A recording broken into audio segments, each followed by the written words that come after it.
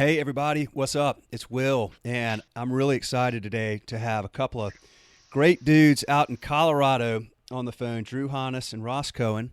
They co-own Sweet Cow Ice Cream. Started in Louisville, Colorado in 2010. They now have 6 locations. They're growing. They have a wonderful brand. They have a wonderful culture. Tons of very happy customers eat their incredible ice cream all the time. So they've made thousands, tens of thousands by now, people really happy over the years. And they were kind enough, both of them, to share some time today and talk about their story. So, guys, thank you very much. Appreciate it. Thanks for Happy to having be us, Will. here. Yeah. Yeah. All right, let's go back to the beginning. So, why did you guys start Sweet Cow? I was scooping up ice cream in college. I went to school at CU, University of Colorado Boulder, and I got a job at a small mom and pop ice cream shop. And throughout college, I just loved the environment, loved the idea of it. And after I graduated college, I ended up running that company for 7 years. And during that duration, I wrote in a lot of my journals and whatnot about what I wanted to do in my life. And it was to open up my own ice cream shop. So through the years, I studied and learned a lot about the industry, the food industry, people, and had the opportunity in 2010 with the help of Ross and family and friends to go ahead and open up Sweet Cow. Okay, so what were some of the things you wrote in your journal all those years, Drew? What were some of the main things that were driving you to want to do this? Well, first and foremost, it stood out the most and still stands true to today is that um, there's there's two types of customers that come to an ice cream shop. One that are having a good day, so you continue to enlighten their day, and the other is people who are not having such a good day, and they kind of came in to turn their day around. Mm. So, what a really cool part is everybody leaves with a smile, and it's one of the few environments that you could think of in the world where most people are pretty darn happy in an ice cream shop, and most people don't leave unhappy. So it's about the environment. It's about really kind of passing on good vibes and smiles to the people around you. I hear you. I hear you. Did you guys were y'all did you believe you were going to start your own business one day as you were early in your careers? Did you have entrepreneurial streaks already, or I mean, just or is this something that just kind of over time you realized it was something you could do? Or help me out with that. I think Drew knew, right when he started working in ice cream. He's talked about it all those years. Myself, I took a little bit of a little different path. Drew and I moved out to Boulder in 1991 together. He stayed. I left after a year. I went back. I finished college in Georgia, went to New York, did an 18-year corporate career. During that corporate career, I did have my own business, a software company at one point, but it was always in the suit and tie. Drew, on the other hand, writing his journals like he spoke about, and really just knew one day that this is something he wanted to do. It was just amazing when that opportunity came up. He started it out in Louisville, and then I personally had the opportunity to come join him and really grow it. And here we are 6 years after I got here, and we're now 6 shops, which is unbelievable. One Yeah, I really mean, cool thing. One really cool thing. Well, I'll jump in is when we kind of got the idea that this was going to kind of kind of come to fruition. I actually spent an entire week in New York City visiting Ross, and actually spent. Well, he went to work every day. I sat in the Whole Foods on the second floor and literally sat and just kind of wrote out the business plan. And Ross would come home at night. We'd work on the financial plan, and it really, the two of us over the course of almost 2.5 to 3 weeks, kind of knocked that out. As Ross said, this is really just something I always wanted to do. Always wanted to open up one ice cream shop, and with his help and other friends and family members through raising money, we were able to open up our first Sweet Cow. how much did you have to raise initially? We did over a little $100,000 in cash, and we maxed out a couple credit cards in my name, and kind of got it almost all done under $150,000. Under 150. Did you? Okay, so did you use debt or equity or some combination, or how did We that work? we literally just reached out to family and friends members. We asked for at least $5,000 in cash, and 8 different people threw in a variety of money, including myself, and we were able to make it happen. Okay, gotcha. But I mean, did you get like were they buying equity in the business, or was it They were yeah, they were buying equity in and in that first shop. in the first shop? Okay. Yeah, I'm always curious about how, the structuring of those things early on and did you guys, I mean, was your plan to always grow, or did you feel like the single unit economics would work for you, or what was part of the plan for the long term? If I may, I know that, when I was talking about it with Drew originally, I don't think there was really a plan. Drew was in it. He was talking about scooping smiles and spinning milkshakes till he was 80. that's, Yeah, you yeah. know, that's where he was going with it. He was going to be just the ice cream guy in Colorado here, which ended up in Louisville. I don't think there were a lot of plans, but something really magical happened, and I saw it on my visits. And Drew, obviously, you were right there. How Louisville really embraced Sweet Cow. Was there? Yeah, it had. Sorry, real quick. Will. You could tell, Will, that in our past industry experience, I did a 2.5 year stint at Noodles and Company, and learned so much through that company. And I'll tell you this: what I think we learned after about a year and a half of being open in this really unique small neighborhood was that the shop itself had wheels. It wasn't just an anomaly in this one neighborhood. We realized that we could take this idea, if you will, and put it into another local neighborhood. And that's when Ross got involved. And the idea was that he was going to come out to Colorado and leave his suit and tie behind. And we were going to open up a second shop and maybe a third shop and see kind of where it went. Was there? Did you go to Louisville because there just wasn't any other good alternatives for ice cream there, or how did you pick Louisville in the first place? You know what? We actually negotiated our first lease was negotiating in Boulder. We chose Boulder. We had this little area in Boulder we loved, and we thought it would be a great place and a great neighborhood. And at the end of the day, it fell through. And ironically, I had a friend of mine who was getting ready to open up a pizza restaurant in Louisville, and he had a little extra square footage. And I reached out to him on a Monday and told him about my idea. On Wednesday, I shared the business plan. On Friday, we had a handshake deal that he was going to let me take the 1,100 square feet space in this building that was going to be part of a pizza restaurant. So we have this amazing synergy where we share a building. It's ice cream on one side and pizza on the other. And ironically, Will, about 3 years later, when we opened up our first shop in Boulder, it was in the same area and neighborhood and spot that we were negotiating to open up our first shop. So kind of came 360. Oh wow, that's really cool. So, did you I mean, what I got? Okay, so ice cream. Like, there's a lot of ice cream shops. What did you think you could do that would be unique or special? I mean, there's so much competition already. But here you are. It's clearly whatever you're doing is working really well. I know you use local ingredients, and I'd love to hear about that. But your culture's got to be really vibrant and critical to this because you've gone from 1 to 6 locations in 8 years, and your reputation is really, really good. From all the research I've done. So, tell me more about that. You know what? Our mission is very, very simple. We strive. Our mission is the best tasting ice cream, the friendliest scoopers, and the cleanest ice cream shop on the planet. And the best tasting ice cream for us, we make it with love. Yeah, we use local ingredients. We partner with a lot of local companies, and we'll go into that in just a few. But I think that, while our ice cream is great, it's a Sweet Cow experience as well. You walk into our doors, you're greeted by just the biggest smiles on the planet. The way that we've taken care with the people that we've brought in to be on our side of the counter has been extreme care. And we have built a really wonderful culture.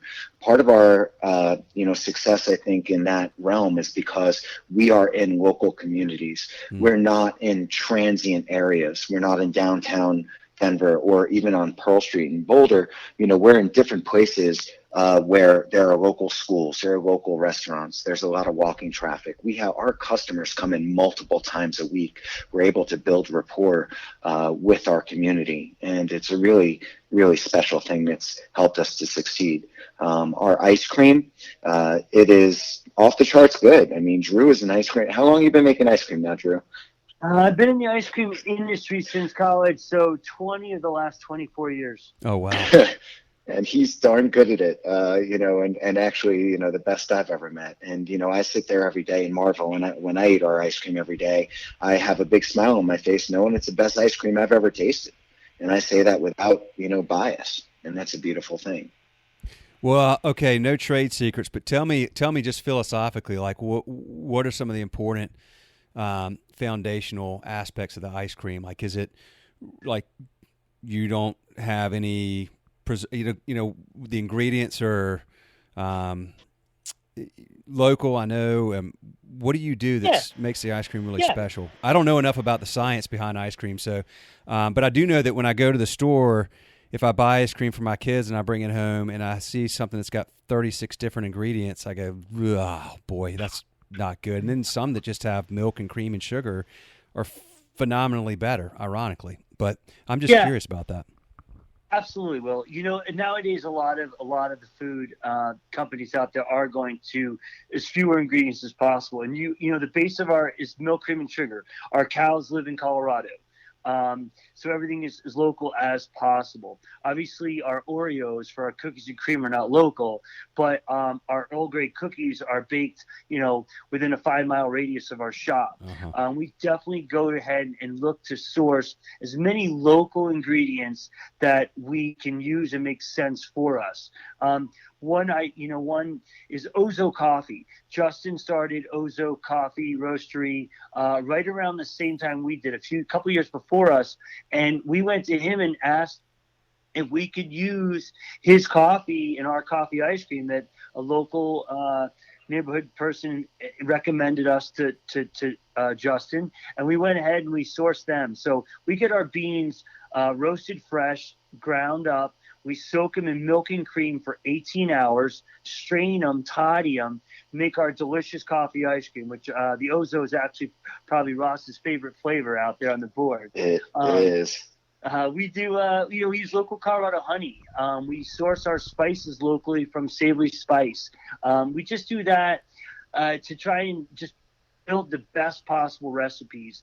In addition, also, if you want to look for a secret ingredient, it's love. I mean, Yeah. we put a lot of care into our process. There's a freezing process. There's a getting the ice cream to the right temperature process. All sorts of magical things that can happen when you make ice cream. And a small side note, Will, you compare it to a restaurant. Like, what makes one chef better than another? It's not that they're better. It's just that they're doing it differently. They could be using the same ingredients, but the plate's going to look different. And I think that's the same with us, and comparably to all the great ice cream companies out there in Colorado. Colorado is a really, if you really look at it as a whole, I believe there's 9, if not 10, independent ice cream companies in the Denver area. Oh, wow. That's amazing. Yeah. That's amazing. And I want to add, just that something we don't do is ever cut corners on ingredients. We go out and we find the best ingredients we can find. And we don't look at our financials and then decide what ingredients we use. We use the ingredients and we invest in our ice cream. I'm going to give you a little bit of a fun story.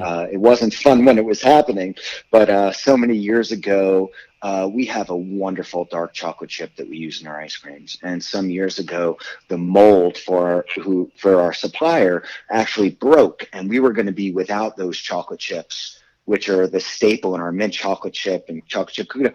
We were going to be without it for 6 months or so, or for many months. And it was a big problem. We didn't know what to do. We actually went out and we tried to find other chips, and we started to make batches of ice cream, and it just wasn't up to snuff. We literally took mint chocolate chip off of our flavor boards for that duration of time, because we refused to put up a subpar product in our mind, or just not as good to our standard.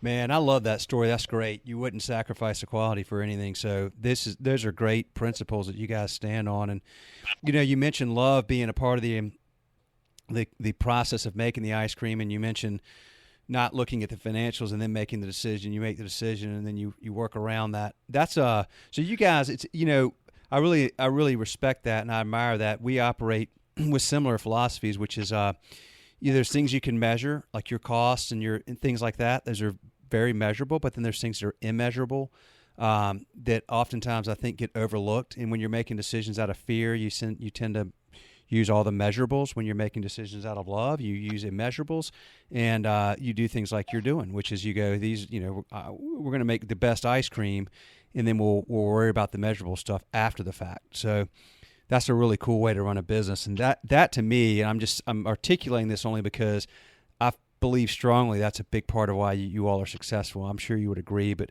for those listening, that's such a huge piece of this. It seems like everybody I speak to that does well in this industry operates generally from the same type of philosophy. It's Absolutely. true. You have to do something to sustain your business, and it can't just always be the old school way of just looking about how to make money. I think nowadays you're starting to find these local businesses, boutiques, restaurants, they're really becoming part of the neighborhood. And, we say this with great pride, Will, that all of our shops, all of our locations are in these little nook of neighborhoods throughout Colorado. And we've really become part of the fabric of each community and neighborhood that we're in. Yeah. And we become a destination where, we could tell you stories of how a 5-year-old kid is coming in on his first day after kindergarten, and now that same 5-year-old is coming in after his first day of middle school in the 6th grade. Like, that's the kind of relationship we've begun to develop with the neighborhood, with the families, with the people that live around our shops. Tell me about then, because that's a very intimate, authentic relationship you're building with the communities you're in and the people that live there. I get that when you had one, and I get that when you came out here, Ross, and you had two, whatever. You guys are there, but now you've got 6, so you're clearly not there in the shop. You're not you're not going to be the 70-year-old scooping the ice cream at one shop, Ross, or Drew. But how are you able to grow the business and continue to provide that same level of authenticity and that same level of fostering those relationships in the community? You are so right. You are so right. When it was one shop, pure magic. When it was 2 shops, pure magic. Drew was in Louisville. I was here in the Denver Highlands. We actually were very closely tied to the community. We were able to, everyone that came in have a personal relationship with them. We each had every personal relationship with the local schools. 100% of all of the way we give back in our communities goes to local elementary and middle schools in those areas. We had those relationships directly, and it was very easy to do. As we've grown and now we have 6 shops, it becomes that much harder. So we have to work to actually create programs with our managers to go out and do the outreach in those communities. How do we still support local schools and other businesses? It's a huge challenge. That said, we hire based on character traits. We are looking for very specific people that are kind, respectful, driven, loyal, people that have certain character traits. We hire on those traits, on that personality, before we look at experience. And because you can teach people how to scoop, you can teach people how to do anything, but you can't teach people how to be kind. And when we're vying to have the friendliest scoopers on the planet and the best experience from the second you walk in that door to the time you leave, and the way you feel about your experience and wanting to go back and wanting to be a part of that, and knowing that we are a community business, it's the utmost importance for us. Love it, guys. Love it. Well, let me ask you this.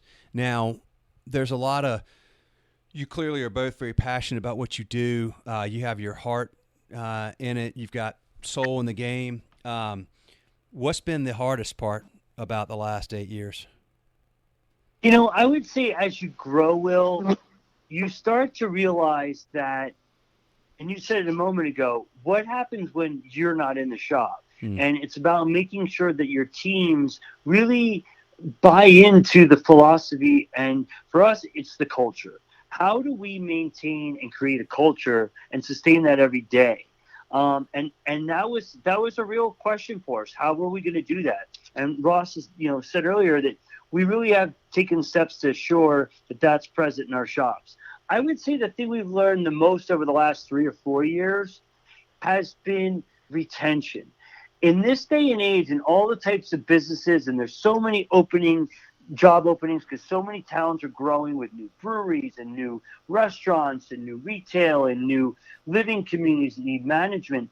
And it's you're competing for people. And when you get those people in your room and working for your company, how do you keep them? Yeah. How do you sustain them on your payroll? So for us, it was really, we went through a period of almost 18 months, truly and honestly, where we weren't able to retain and hold on to the core management group. And it gets a little harder too when you go from 3 or 4 stores and you're only needing, say, 4 to 6 managers. And now all of a sudden we're at 6 locations and we determined we want 2 managers in each location. So our management team is 12 to 13 deep.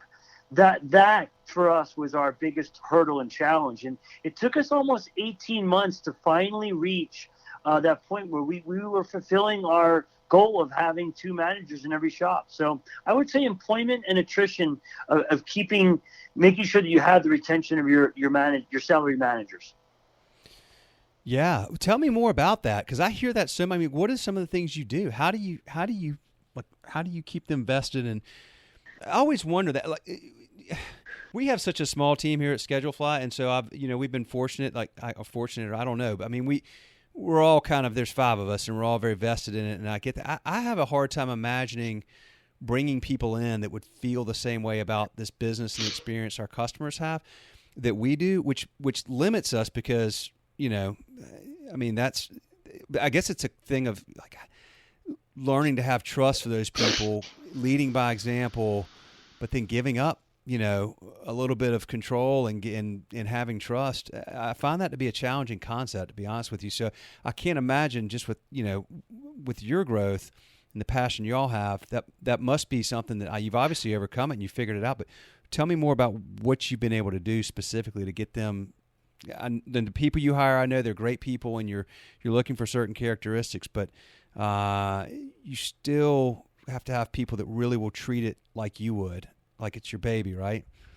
It's an incredible balance. It's really Yeah. difficult to maintain, or it's been difficult to get here, and we're still doing it. We're Mm-hmm. learning every day.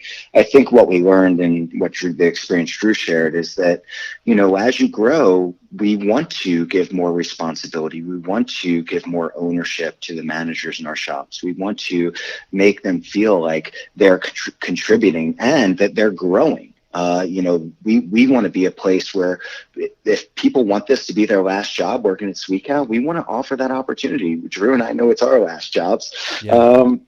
and I think that, with that comes where it's hard to let go. We can go into a shop and say we know what to do, or we're going to essentially do something that we really should start to train other people to do, or let people develop their own styles to do. I think going ahead, what we learned is that we have to really lay out a plan for people. We've got to, really show them what their role is, and then show them how they're going to grow in that role, and give them an opportunity to flex their personality and flex their own style, as well as just offer a really positive environment. We're very fortunate because an ice cream shop is an incredibly positive environment. Yes, it is. Like That's Drew for said, sure. Drew said before, the only person that might leave unhappy is the kid that, wanted a double scoop and only got a tiny. But, he's even happy. But, it's an incredibly positive environment. Our people, ways that we look to create it. There's another stigma for managers in an ice cream shop, because we're looking for people that have a certain level of maturity and have a real drive, and for them to go ahead and even tell their peers or their parents, say, "Hey, I'm a manager in an ice cream shop." For some reason, that doesn't always fly as a legitimate thing. And we know it's legitimate, and we know at Sweet Cow it's legitimate, and the skills that we teach are really going to propel them onto whatever they do next, whether it's with us or elsewhere. We think that, we want to be mentors for the people that come in. We are involved with our managers, despite not being hand in hand on the floor all the time. Where we do want to get to know our managers as best we can. I think the difference when we had one or two shops is we knew every staff member, whether they were a high school student or a college student or someone that was in a leadership role. We knew everybody in each shop. Yeah. And now with 6 shops, it's a lot tougher where we don't, we meet people a little bit later in the game. We don't have that same, we can ask them questions and create a bonding moment, but we're not going to have that strong bond that we have because we worked with people for 5 or 6 days a week in the shop. It's a little bit different. And Will, I got to throw in here, it's really interesting. Ross runs so true. Like, the ice cream industry as a whole has a little stigmatism, like it's not a real job. And I think someone who looks at our business model and who comes and works for us looks and realizes and learns that we run this company like any other food industry does out there. I mean, we have tools that monitor our inventories of ice cream. We have tools that do our own ordering and our systems for ordering and inventories. And obviously, Schedulefly is a huge asset and tool for us to do our schedules, for the convenience of our employees to be able to use the time off and the vacation and to send notes to each other, and for our teams to have managers to be able to communicate with their teams. It's like we better ourselves by adding things into our company that give us throughput and flow and ease. And I think people would be amazed to learn how much depth goes into the ice cream and where we store our recipes and when we need to make a change and when we have to, inner shop transfers. I mean, people are blown away. They just think it's an ice cream scoop on a cone. And there's so much more depth to Sweet Cow than just the simplicity of a single or double scoop. It's an awesome adventure for both me and Ross. Got it, man. Love it, guys. That's fantastic. I could see why people would want to be a part of what you're doing. I mean, your enthusiasm and your care for the product and the business is just, it's contagious. So it makes a ton of sense. Let me ask you this. I want to go back to one thing I meant to ask earlier, so forgive me, but this is an interesting question to me, is when you raised money early on, you had a business plan, were there things that didn't go to plan?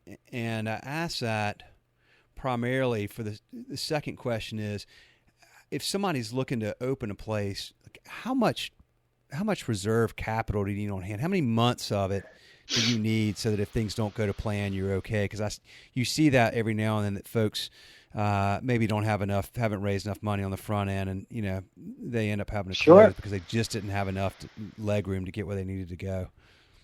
Absolutely. And this is the strength of where me and Ross do such a good job of partnering together, because we both have strengths and we both have weaknesses, and we're able to use each other's backboards on both sides of the fence. And I had the luxury of working in the ice cream industry for almost 9-10 years before after college and such. And what I learned was the real truth of what sales would be like. So when it came to design a business model, a financial model for the company, I was very true to knowing what a cone cost, a cup cost, a spoon cost. I knew very well what the seasonality would bring in as far as customers and dollar-wise.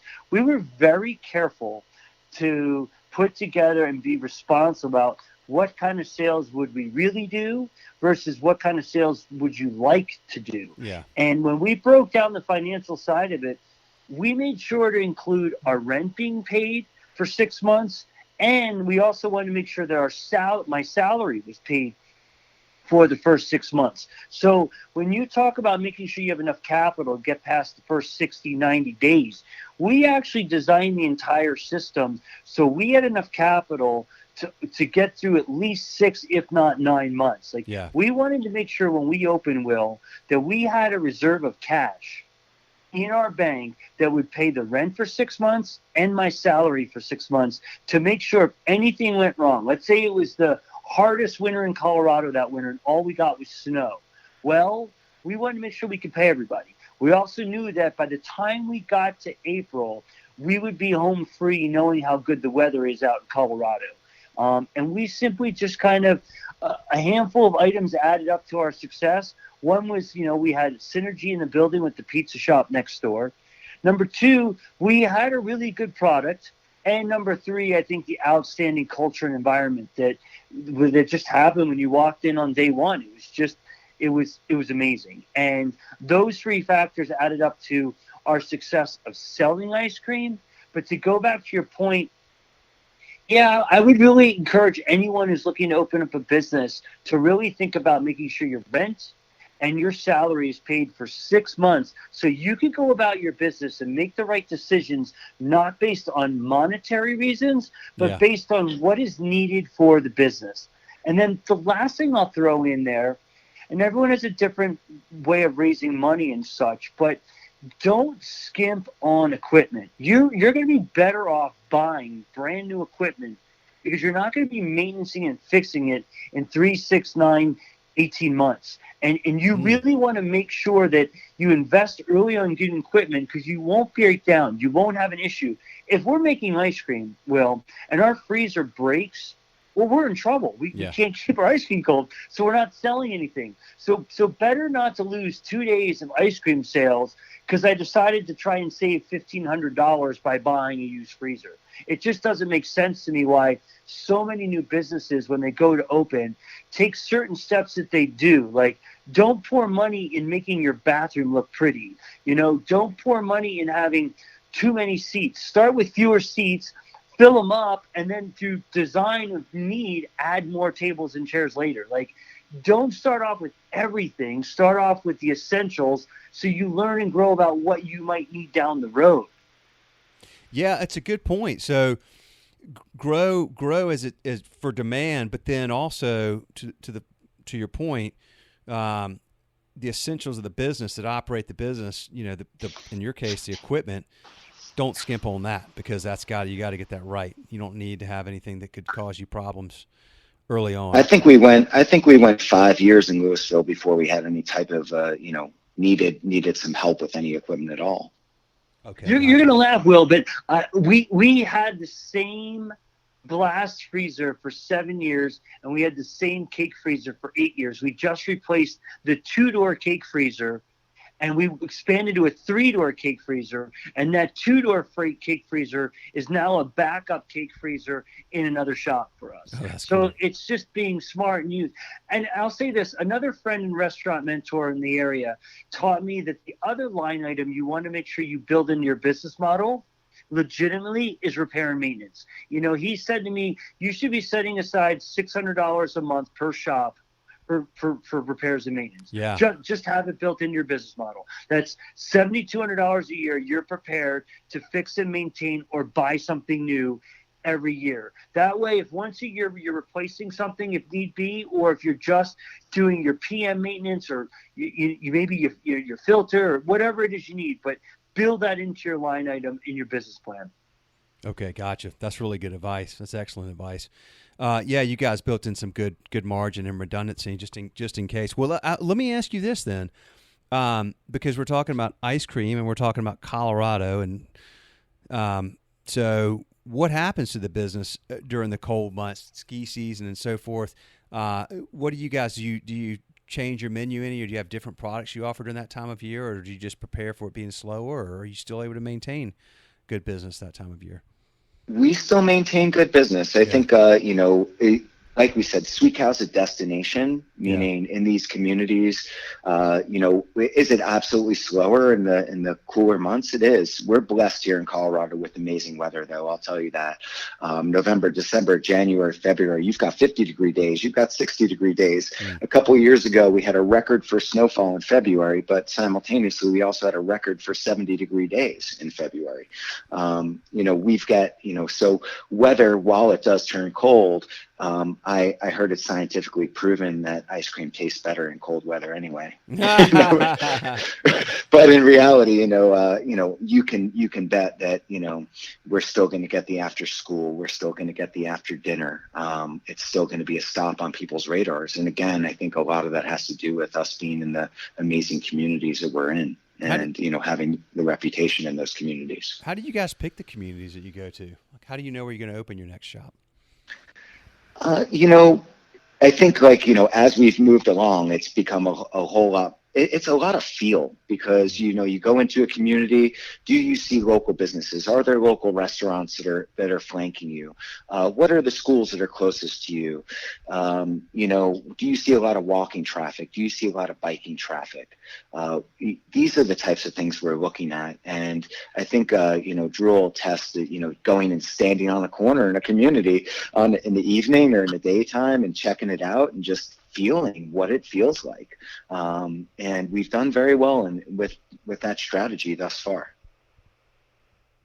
Yeah, good stuff. Yeah, that's hard to replicate, but you guys have a good sense for it, and you've clearly figured out something. So I say hard to replicate, hard for somebody else to replicate. You clearly are able to replicate. You've done it 6 times now, but and just to mention, our menu doesn't change. Our menu is everything on the menu is ice cream. Even in the couple shops where we've offered a hot chocolate in the winter months, that hot chocolate was 2 scoops of our Dutch chocolate ice cream in a shake cup with a little milk and thrown under a steamer. So even our hot chocolate was our ice cream. We keep doing what we do best, Will. Like, if you're going to open up a sandwich shop, you should just be making sandwiches and not doing anything else, in my small opinion. But I know people need to find avenues to create revenue. We've just stayed simple. We stuck to our business plan. There's only 12 things you can order on our menus, and those are the sizes. Those include the sizes. I mean, we don't sell soup. We don't sell coffee. We don't sell sandwiches. We just sell what we do well, and that's make really good ice cream. Well, yeah, okay. Once again, I really relate to that of keeping it simple and just taking a laser focus on what you do and doing it extraordinarily well versus doing a lot of things pretty well. That's why you're able to build, a loyal following of customers. They know what to expect. It's consistent. They know they're going to get great ice cream. They're going to get a smile. They're going to get a wonderful feeling when they're in there. And that's something that you can scale and replicate because it's clean and it's simple and people know exactly what they're going to get. So when it's time for ice cream, where are they going to go? They're going to go who makes the best ice cream and makes us feel happiest. And you guys focus on that and do that really well, which is awesome.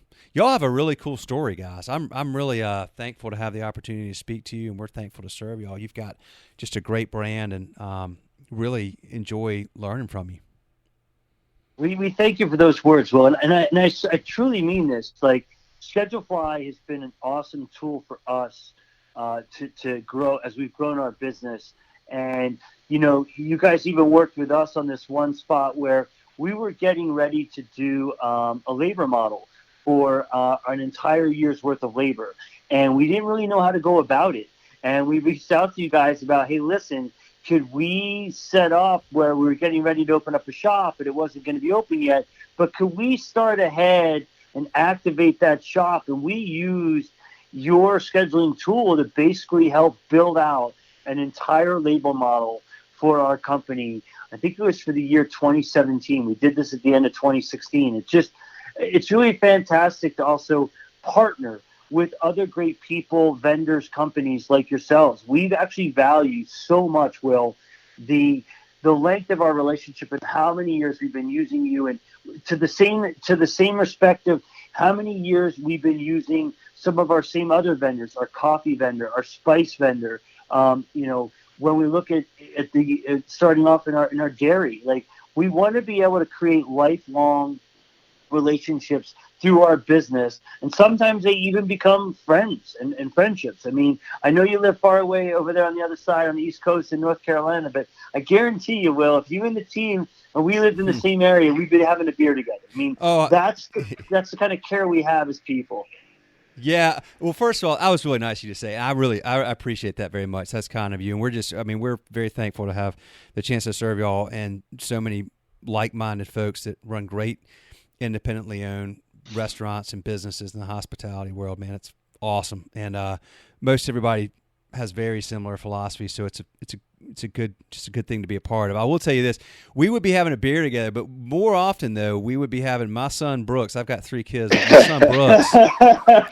I mean, literally, that dude would eat ice cream. Like, he wants ice cream for breakfast. So, I mean, I'm not even kidding. Like, if we were anywhere close, it would be like, dude, we've already been to Sweet Cow twice today. Like, you were done. Like, but I'll have to tell him about y'all. And if one day we could, I try to get out west once a year to ski, and I need to start getting the kids out there some. So maybe we'll actually make it happen one day. 100%. How old is Brooks, by the way? Well, Brooks is 9.